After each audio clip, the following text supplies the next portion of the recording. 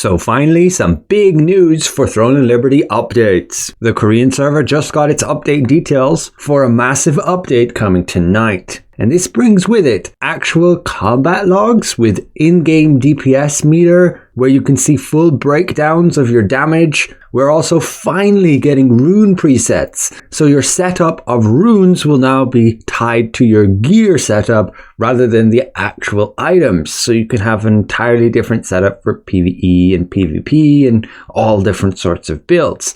There'll be a new hunting ground event for your abyss dungeons here. You'll be able to kill these special mobs to get some special loot drops. And they're finally adding the new tier 3 gear from a ton of drop locations.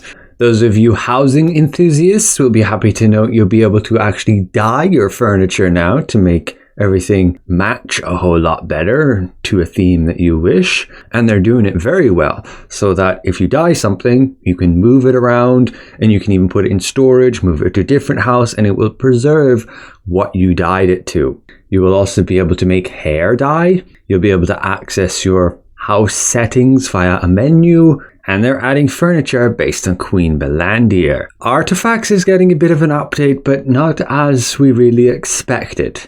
Just a bit of an improvement to the current system, particularly with storage. There's some new guild emblems, a crossbow damage fix, and a few other things. So let's get into the details for this new update. We can again expect it this Thursday for us on Global. As per Tico, any of these updates we were expecting, and so yeah, may very well be coming this Thursday for us too, unless they run into any major issues, as the Korean server is like the initial test server for us. But yes, let's get into the details. There's a dev comment here on the addition of the personal combat analysis system. So they are actually adding combat logs to the game. You'll be able to access them like other games, and so it's very likely you'll be able to parse them via, say, the Advanced Combat Tracker. We just need somebody to make a plugin here for Throne and Liberty.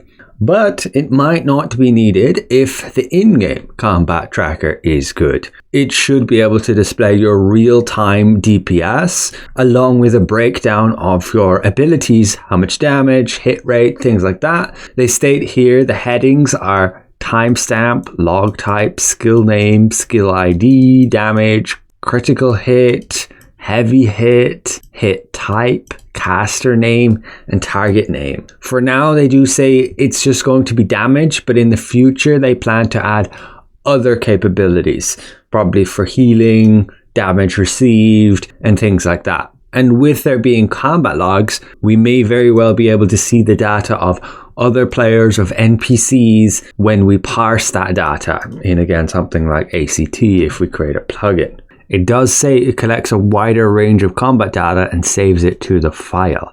You'll be able to start and stop it via the ring menu, and it will only work for PC.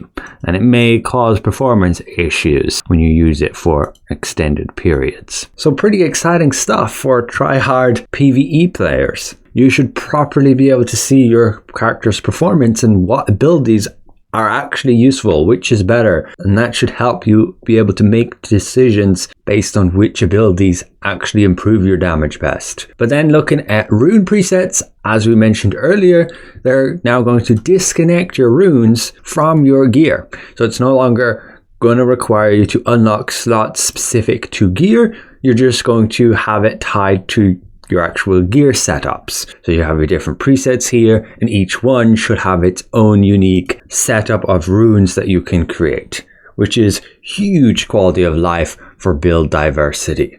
That will save you a ton of time rather than needing to continually switch between runes when going through different content like PvE and PvP, where the majority just kind of took the hit of like, sure, whatever, I'll deal less damage in PvE and just not bother switching and just stick with my PvP runes. But then we have the Hunting Ground event. This states here there'll be both a PvP and PvE type. Monsters appear at level 55, and you can obtain rewards opening a star-filled box that appears every 5 minutes after defeating the advanced monsters in the Abyss dungeon. This star-infused box has Abyss-exclusive equipment with a low probability, and they give a display of an elite mob that spawns for the event with PvP. It should be displayed in your daily schedule when this event's going to occur. But then we have the list of the new Tier 3 equipment. Yes, it says hero, as that's the direct translation from the Korean. When they actually refer to legendary equipment or heroic equipment, they name it as unique. And Tier 3 gear for them is hero, purple stuff. So that's what this is here. New Tier 3 gear. Unfortunately, however, they don't give any stats, so we're going to have to wait till this patch is released to actually see all of that new gear, and I'll be sure to do so.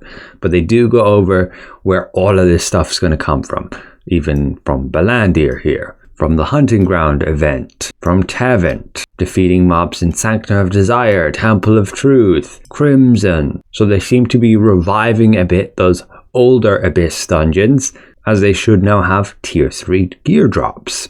Over in this section, it just gives us the acquisition location number 2. So yeah, unfortunately, nothing with regards to what stats, what stat bonuses we're getting just yet. Nebula will also have some updates to get Tier 3 gear, and they're adding a higher grade Nebula accessory probability box. There will of course be lithographs for all this new gear, 19 new equipment pieces, and they're adding a new side codex. But if you want to do it, you have to complete the other side story, History Shrouded in Darkness. Then looking at the housing system update. So again, this is pretty good with the furniture dying function. Although I personally have not engaged in housing at all yet, as there still is no real benefit to it other than just for the sake of it. You don't get any character perks. But yeah, being able to unlock dies for your different furniture and being able to switch between it, and also having it preserved when you move that furniture or move it to other houses is huge, allowing you to completely change up how your house looks, make it completely unique to what other people have, despite having the exact same furniture. So that's definitely a great addition. I'm sure many of you can have fun with that. They list here making hair dye.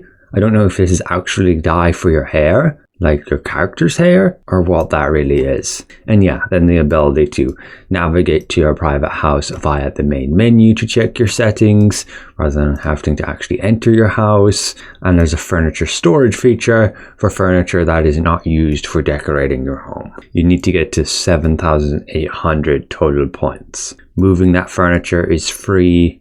And yeah, this new bed for the Queen Balandir theme. There's a lamp to go with it too, a table and a chair, and these, however, will require Queen Balandir soul fragments and some other precious materials from the whales, and a lot of Solent. While it does kind of look a bit creepy. They're adding some housing achievements, and yeah, the artifact update.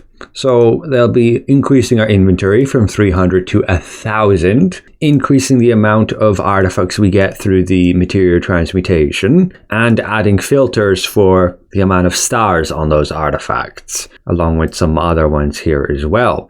So maybe it'll be a little bit easier to sort between those artifacts, particularly having increased inventory space will help. Then they have 5 winners for the guild emblem designs. So there's these new ones you could have. Just a UI update with guild treasure chests to show a number of how many you have to open, and adding the probability list for what kind of rewards you're getting. They're changing up the times for your faction battles here, so that if the queue, say, fails, you'll still be able to queue to peace, and their arena season is ending. They made a quick adjustment here to the crossbow's rapid fire. There seems to be one bug when you get that extra damage boost by attacking a target with weakens. You are dealing more damage than you should with it. So they are changing that, but then also giving it a bit of a damage boost. So it'll go from 20% plus 7 to 30% plus 10.